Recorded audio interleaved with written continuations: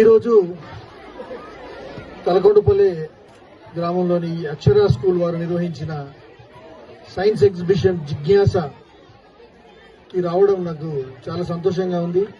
ఎందుకంటే వారు గత 10 సంవత్సరాలుగా ఈ సైన్స్ ఎగ్జిబిషన్ నిర్వహిస్తున్నారు. ఒక 240 మోడల్స్ తో వారి స్కూల్ పిల్లలతోనే ఇంత పెద్ద ఎగ్జిబిషన్ నిర్వహించడం అంటే చాలా చిన్న విషయం కాదది.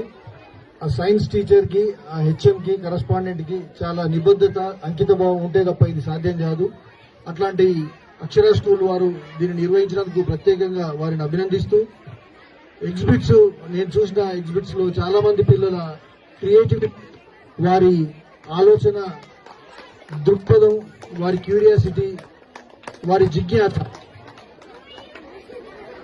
వారి ఎగ్జిబిట్స్ లో కనిపిస్తా ఉంది. వారిని అట్లా మౌల్డ్ చేసిన సైన్స్ టీచర్లందరికీ కూడా నేను వారికి థ్యాంక్స్ చెప్తా ఉన్నాను.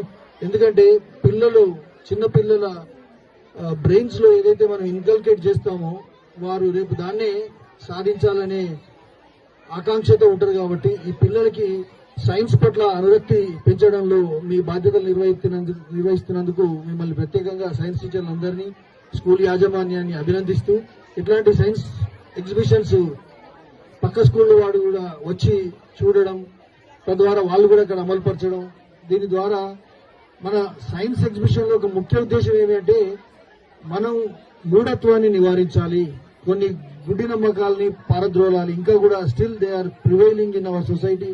కొన్ని స్టిగ్మాస్ ఉన్నాయి సమాజంలో. ఆ స్టిగ్మాస్ అన్ని పోవాలంటే పిల్లలకి సైంటిఫిక్ టెంపర్మెంట్ అనేది చాలా అవసరం.